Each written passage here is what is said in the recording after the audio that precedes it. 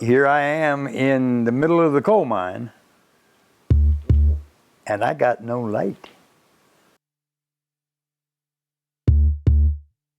He said he kept calling up there and telling him, Fucking with the dispatcher. And I'd call him and tell him, Harold, it sure is dark down here.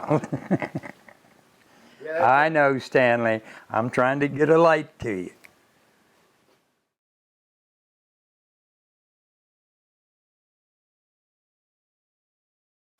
Or 33 years in mine.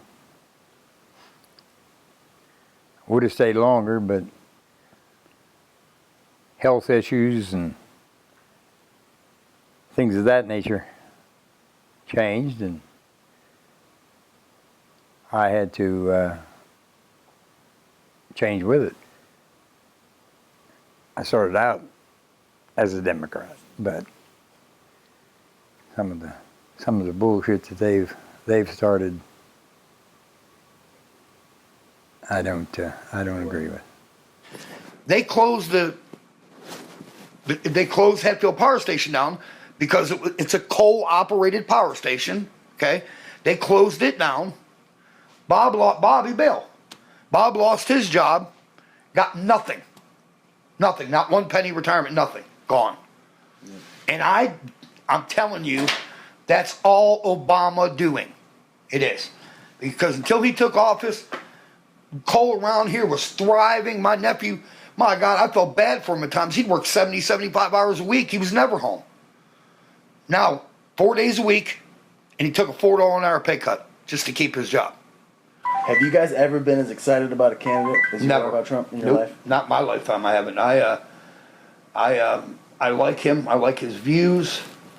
I really believe he'll be good for our economy, and I really believe he'll be good for our country in general.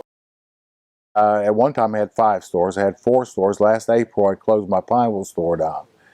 Just nothing going on. That's right in the midst of coal country. A lot of these coal mines have gone bankrupt. They're taking Chapter 11, Chapter 7. They've left they used to be big accounts and good accounts to us. You can just see the traffic on that's Route 3, like a main drag through West Virginia. Just not much going on.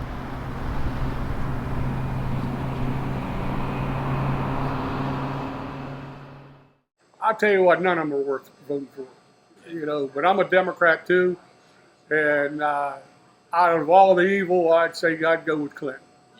Yeah.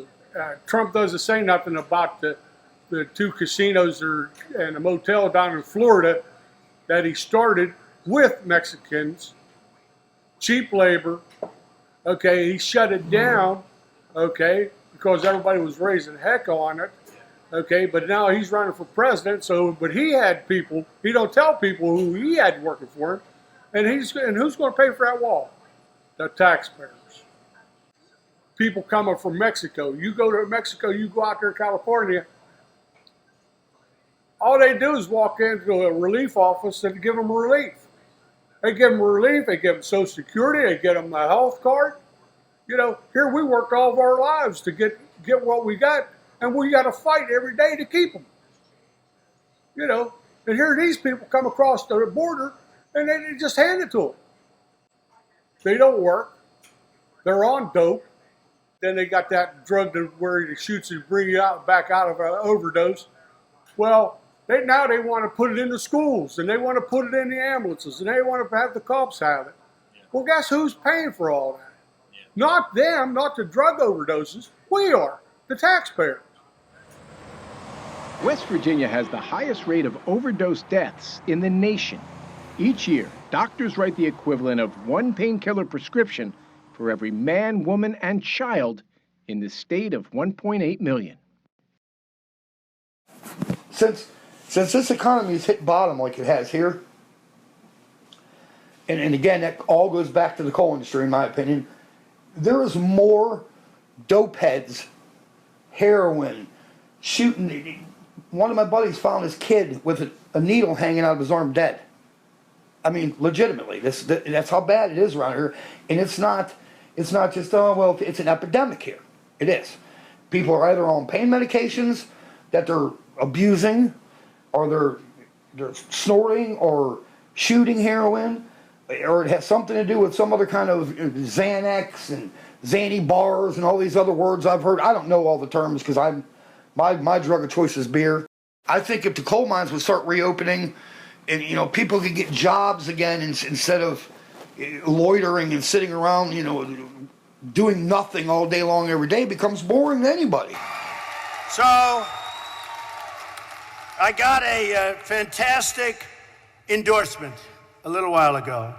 And, your coal association, West Virginia Coal Association, just endorsed me.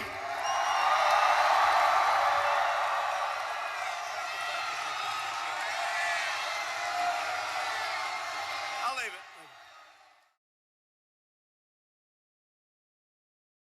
You could argue that the coal mining has not been good for the economy.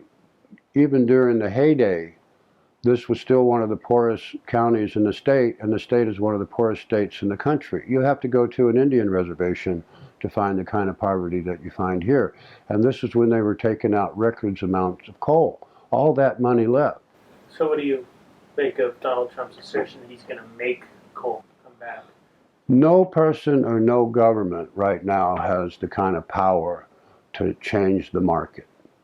It's just too big, it's too global, and there's just too many other factors, like how much do they burn, how much do they mine in China, India, how much oil is being pumped in Kuwait and Saudi Arabia. All these things are beyond Donald Trump's control.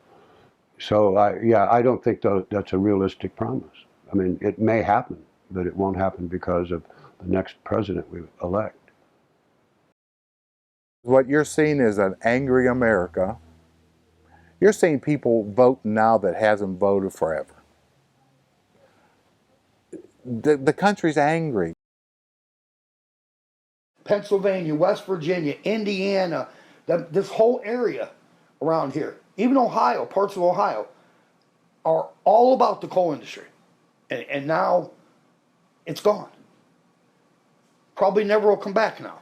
And that's my whole point. And I really believe, honestly, I believe that Donald Trump is the answer. I believe he gets into office and says, okay, now let's start thinking about the little guy. Let's, all you politicians have your pockets padded. Let's worry about the little man. I believe if he takes over office, the economy is going to change, things are going to change. My biggest concern with him, and I'll end by saying that my biggest and only concern with him is he may create World War III, and he really may.